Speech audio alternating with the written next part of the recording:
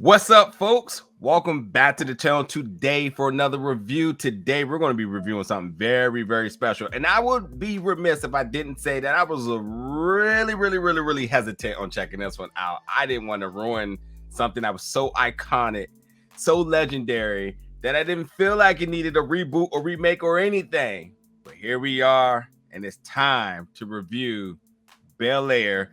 Nigeria here alongside of Chris, aka Adversary, and we got to check out the first three episodes. And man, before we even get into it, you see we smiling, we good. I am shocked how good this is. That's the thing. I am shocked how good this is. I still really can't even process it all. I was really on the fence of this. We didn't ask for this. We didn't need this. But here we are. Man, this is a banger. Folks, you can check this out. It's premiering on the biggest night of the year, for the biggest game of the year, February 13th, exclusively on Peacock. This is Bel-Air. And again, just to be clear, just in case you did not know, Bel-Air is not just the same old Fresh Prince of Bel-Air.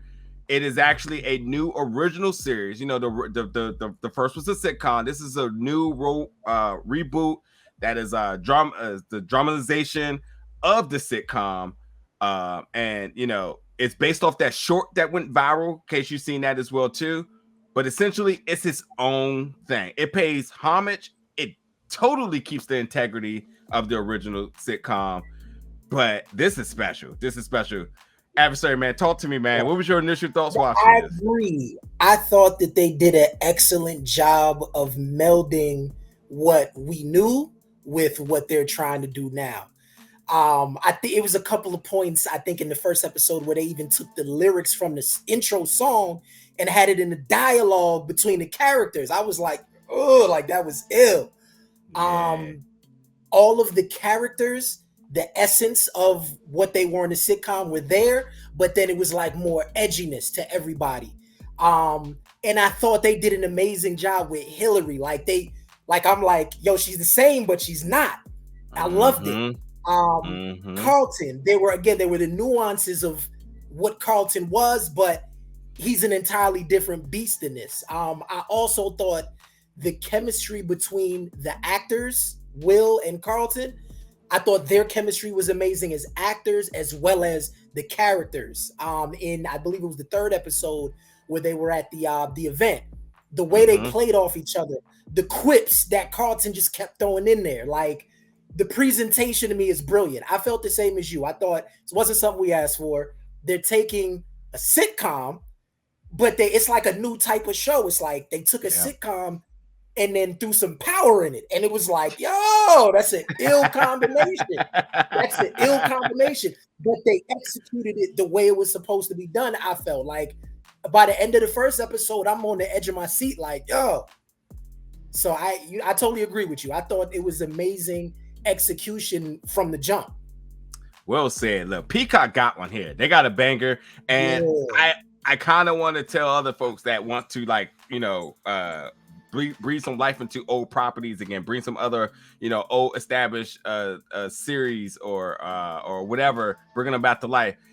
Look at this and take the recipe and run with it, because this is how you do it. This is how you do it. I literally feel good watching this, and then I still want to go back and watch the other one, and I will have appreciation for the both of them. And that's what's really important, especially when you touch something with so much nostalgia for the two of us, something that was very prominent within our childhoods, within our homes, within our DNA right now. I mean, you can't even look one way without having a reference to the Fresh Prince of Bel-Air. So the fact that you wanted to do a new show about it, everybody's on guard, but I think we're going to be okay on this one. I think we're going to be okay. But I know for the folks, you're going to have some hard questions. And I want to just address a few things before we actually get into the specifics of the review here. Yes, it pays homage to the original, as I said, but it is its own. And I know everybody's looking for the comparisons and similarities, but I actually don't feel like there's that many. And I think that's good because it truly keeps the integrity of the OG show, which in this one, as I said, it pays homage to it because let's just start with the characters. None of the characters look like their counterparts. And that's brilliant because I don't want to have to look at, this Dr. Phil, Uncle Phil, excuse me, Uncle Phil, and yeah. think James Avery, rest in peace, the GOAT, the father in all of our homes. It would be so hard, and it would be unfair to have to always look at him and say, like, man, that's not my Uncle Phil, but you don't even get that feeling at That all, vibe. which was a Yeah. brilliant casting strategy here, Yes. and to make sure that none of these Yes. characters even look like their counterparts. So yes, there's tons of Yes. callbacks for sure, but like this is its own entity, paying homage and respect to the OG sitcom. And again, I feel, very, very, I feel very good inside knowing that I can respect both properties. So they Absolutely. nailed that. And to Yeah. your point, I was gonna say, and to your point really quickly, the deeper perspective of these characters. We go from home, we go from school, we go from the streets, we get all of these different aspects of these characters. So we actually see these characters in a new light. And like, no disrespect to the original, but it's safe to say that some of the characters then was kind of one-dimensional, but everybody in this was fleshed out. Everybody. Yeah. Everybody Yeah, three-dimensional. and that was the same vibe I got. Kudos to the producers for the casting. I thought it was brilliant. I love the fact that, like you said, no one looked like the original counterparts. It's a nice visual. It's a nice change of pace. You don't usually get those kind of visuals in the primetime show. So I love that. Yeah. I also shout to Easy the Block Captain. I believe him. I believe him. And I don't know if that comes from the battle side of things where the animation has to be there anyway. I believed every bit of his screen time. Like, I believe him. So shout to Easy the Block Captain. That was a great choice casting as well. And I like the fact that, like you said, by watching it by the end of the first episode, there were comparisons, but at the same time, there weren't. It was like the shows are different enough where this stands on its own. You can see where they drew a lot of original themes from the original. They sprinkled in there, but they did it the right way. It wasn't too much. It was just right. It came in places you didn't expect it. And it gives it its own vibe, its own feel, its own energy. So it's like I could watch the sitcom and still laugh and be like, okay, that's classic. But then I can pick this up and it's like it's just, to me, it oozes with brilliance. Yeah. If you look at Fresh Prince in its original format and you say you took that and this is what you got from it, it's like I like how their brain was working to do that. It was just brilliant. Yeah. It's brilliant. And I also even like the idea, if for the folks who this may be their first introduction into this series, into watching this and then going back to the original and appreciating it in its new entirety for them, for their new exposure. Because I think it's the same recipe of when you see a film and then it hits Broadway and then it does, crazy monumental ratings and numbers on Broadway, because it's sort of the same style of production. And, I will say there is some contrast. I mean, you brought up a brilliant point about this feeling more gritty and at times a little bit more dark, but more or less more hashed out. Because the sitcoms, especially sitcoms in that era, their whole style, their whole aesthetic was to be comedic. So, like, yes, it did tackle some very heavy and very relevant topics of the time, and even still now when you think about it. But and it had a comedic tone to it. But this right here is just a really new, refreshing take. You did bring up casting, so I do want to just bring up really quickly who plays Will, Jabari Branks. He is fresh to the big screen. Fresh. So, hey, if this is your first day walking on the job and this is what you get, hats off to this young man. Excellent job, both in the acting, both in the mannerisms. He's nasty on the court. Like he, Will, if you didn't know, Will was the next big prospect coming out of Philly. And when he eventually got to Cali, like he is nasty on the court. So if that's him doing the basketball choreography and whatnot, look, hats off to him. And then, while that seems like the biggest shoes to fill on the show, again, I got to go back to Philip Banks, aka Uncle Phil, and Adrian Holmes, who plays him. This was monumentally the biggest shoes to fill. I said the world stopped when James Avery passed. That again was all of our Uncle Phils, and I just could not imagine that casting role being open, and they're like, "Hey, we want you to fill that," and for you to muster up the courage to step into those shoes and really make it your own and to execute in this way, sir, you are the man. You are the man. I have got to give him his props on that. For real. For real. They are, and I love Aunt Viv. If I could say, I love Aunt Viv.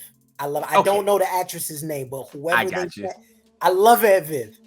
Cassandra Freeman. I love Aunt Viv. Who's also in Atlanta, by the way. Okay, yeah. Absolutely. Okay. Yep. Yeah, so. I felt she captured that characters as like whoever it was supposed to be. She nailed it. Yeah. She nailed it for sure. Now, a couple of things with this, as I said, like, the toning is a little bit different in this one. This one is definitely drama-based, drama-filled, and they're facing real societal issues. You're talking about racism, you're talking about profiling, you're talking about social injustice. And so conversations are deep and powerful. You're getting that from every character. Now, I want to be clear, and I feel like I shouldn't even have to say this. This show isn't running the narrative because, as soon as you start talking about social injustice and racism, people think like, oh, they're trying to push something. Not at all. Because if you did not know, the original Fresh Prince of Bel-Air was also talking about these same topics. And it's crazy to think that then and now we're still on the same subject. And I think that, whether you want to say, oh, because it's relevant now, yes. Whether the conversation of we should be talking about it now, yes. Or hey, or maybe they're just using some of the same scripts and character arcs from the first one. Sure, all of these check the boxes, but we're still here on this. But I gotta say again, we're used to those iconic moments with Uncle Phil and Will and Aunt Viv as well too. But this one, you're getting it from everybody. Everybody's bringing something. Even characters who are kind of just background characters are presenting aspects that especially us, we can relate to. Yeah, so no, for sure. And the conversation, to your point, the conversation with Carl, or I guess between Will and Carlton about the use of the N-word with Connor and how it looped back around later when they were like the points presented, because like you said, like if people feel like they're trying to specifically push a certain angle, like no, I thought the way that they argued the use of the N-word in that context, thought that argument was brilliant. And I loved the way that Carlton was able to honestly present the other side. Like, oh, okay, so when you or when the rappers sell it to $1 million, it's cool, but it was brilliant. I was like, touche. Like that was brilliant. Yeah. Now, going back to Will, we're getting a lot of his backstory and we're learning a lot about what happened in Philly. And although within the first 3 episodes, the focal part or the aesthetics of Philly, which I think they did a brilliant job of really captivating what Philly is, at least from what I know, they did a fantastic job. But we also see how that really shaped him into who he is now and sort of the trauma that came along with that. Because I don't know if I remember it from back then and sort of the correlation, but I kind of felt like, we kind of just, Will being in Cali was just kind of just imprinted, and we learned about his backstory, but now actually seeing it and actually feeling it and the fact that like it's very relatable for the things that he's going through, it makes the journey of Will so much more deep for the viewers now. And I think for the 10-15 minutes that they focused on Philly in the first episode was so needed. I never knew I needed that. I never knew I needed that, but man. Like, I think if you took the theme song from the original Fresh Prince and you couldn't see anything and you just played the song, that's what I literally got from these 3 episodes. Yeah. Like lyric by word by word. On the playground, spent most of my days chilling out, maxing. Couple of guys up to no good, started making trouble in the neighborhood. Yeah. Like literally the narrative of the intro they gave you. Like the scene with the basketball fight, it was like mirrored, like dad. That's like you said, like you really could see, because from the original show, you knew the song and you knew the backstory, but it was like you said, like you got a chance to grow with Will and learn Will over 10 seasons, however long the show was. Yeah. This, they had to condense it and give it to you, but I thought it was brilliant. Even in the first episode where they recreated the crying scene with him and Uncle Phil with his father, about his father. I was like, yo, that was real slick how y'all just slid get it out the way. Get it out the way now, because we all waiting for it. Get it out the way Already. now. Yeah, Already. absolutely. I'm glad you brought that up. With that being said, too, because this is basically placed current day. So that means updated Yes. lingo or current lingo, current events. Yes. They gave a shout out Yes. and rest in peace to Kobe Bryant. A ton of Mhm. pop culture references, and so on. So, just because I know you all are still going to be hashing for some comparisons, the one thing I will say is that Uncle Phil, he's not in his same employment. He's running for LADA office, but he still is in the frat. And the reason I'm bringing this up is because I do think that the presentation of the fraternities, the alphas here, I think folks are going to be very happy. And I'm not in a frat, but I do know how critical the representation of this. As we just had another show do it, and they did not do it right, and there was a They lot got of vocal, I'm mad yeah, about right. it. So I think Yeah. the alphas will be very happy with the display of Yes. their fraternity on With this. the It was done representation. dope. I was definitely, I Yeah. felt like I was back on the yard myself, man. I was just like, man, this is dope, man. Again, I'm not in a fraternity, but Mm. I like to see the boys get out there and do their thing. So that was dope. And it is interesting because there's a bunch of different story arcs here because you're wondering like, well, what is this series about? It is the story of Will and his trouble in Philly, moving to Bel-Air with his family, as we know. But there's a lot of internal little stories going on here. With Uncle Phil running for DEA, Will coming out there. Will feels like he may be a campaign Mm. prop. So there's the dynamic to that. Will leaving his troubles in the Dynamic past. there. And then the biggest thing of this thus far is this very interesting dynamic between Carlton and Will. It is way more in depth, way more Yes. fleshed out than I ever could imagine. Is This is going to be crazy. absolutely. Absolutely. And I got the same vibe. Like I was watching it like, yo, it's like they're almost building the series around the drama between Will and Carlton. And it's interesting because it's like you have a main character or the protagonist, and then the antagonist almost is his cousin, and they're living in the same house, going through the same motions at the same Yeah. school. His man had the court order and it's like this is all happening in real time. And it's like I got to go to school, deal with this, then go back home and look you in the face while downplaying it in front of your mom and dad. All Yeah. the dynamics are running at the same time, which makes for the perfect storm. And again, Yep. I keep saying this: the presentation, the execution is brilliant. It's like they really sat down and thought it out, start to finish. How do we show this? How do we introduce Yep. this? How do we bring this in? How do Yep. we emphasize this importance? How do we like they meticulously Lego block piece by piece and built it. And it's Good like as I'm storytelling. watching, my expectation, yeah, a lot of times my expectations for shows are not high because you get so much Hollywood BS. You get so much over the top, like, oh, they just did that just cause, or they put that in there just to do it. So to Yep. see a show like this executed perfectly almost from start to finish, everything incorporated in it makes sense. Nothing felt forced. Nothing felt like I'm gonna do this just cause. Nothing felt like let's do this for wow factor. Everything Yeah. seems and feels organic with all the Yep. character development, all the plot development, all of the twists, the turn. Everything is like it's organic, and it makes you, or at least for me, it makes me want to know what's gonna happen next. They're telling the story in a way that I'm like, I want to see the next episode. Yeah, you're Yeah, I mean, absolutely I think right. it's brilliant. Absolutely right. And I think I definitely have to just sign off on saying that like they truly no one tries to replace the original characters. Everybody truly makes it their own. And again, I said it earlier. I'm just gonna go down the list again. Adrian Hone, who plays Uncle Phil, he does a fantastic job. And Jabari Banks, fresh newcomer who plays Will.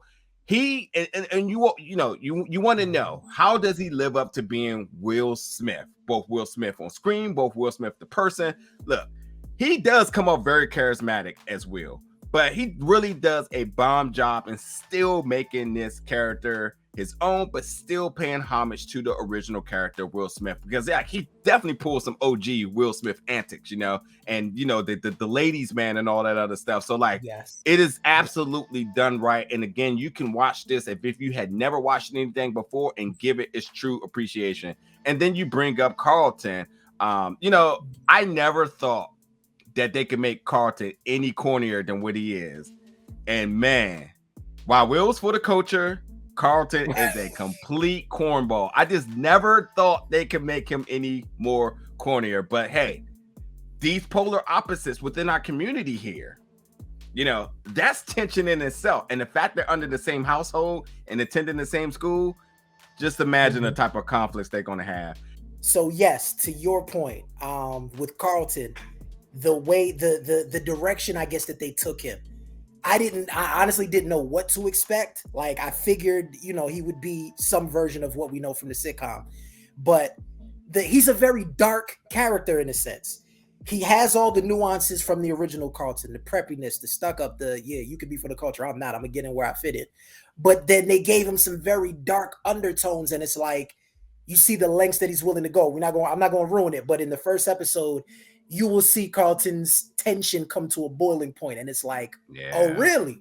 So even with that, they took it and flipped. Like I wasn't expecting that. Yeah. You know what I mean? But again, a nod to how creative they were with putting it together. Well said. The word creative is brilliant here to be used. But yeah, folks, you got to check this out. We could talk about this much longer. We will definitely be back for the rest of the season once we get an opportunity to check it out. Talking about the production. The production's nice, the aesthetics nice. It took me one episode and I was completely invested. The music is like that. You get music from Phil. You're getting all good pop culture music, rap and R&B, all that stuff that's relevant right now. You're getting that.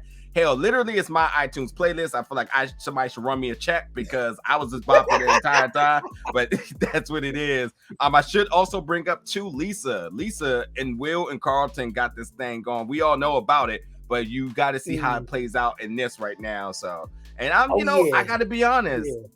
I'm looking forward to some more of the iconic moments. We did get the one that you mentioned earlier, but I'm waiting to see what else they do. I'm definitely on the lookout for these small little Easter eggs. But hey, that's not what's driving this show. This show truly tries to be its own and pays respect to original, and that I appreciate. Oh, and by the way, of course they had the Bel-Air Jordans in here. Why wouldn't they, folks? They were going to pull that one. So you got all of that in here. But as I said, you can check this out. It premieres on one of the biggest nights of the year, with the biggest game of the year, Super Bowl Sunday, February 13th, exclusively on Peacock. You don't want to miss this one. This is definitely forget all the reservations you had. You heard it here first. Check this out. This is the one. Yeah. This is the one. This is the show.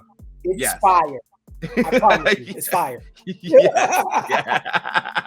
But folks, stick around because when the rest of the episodes are released, we'll be back to hear the review on. So thank you so much for checking out our review, and we see you very soon. Peace.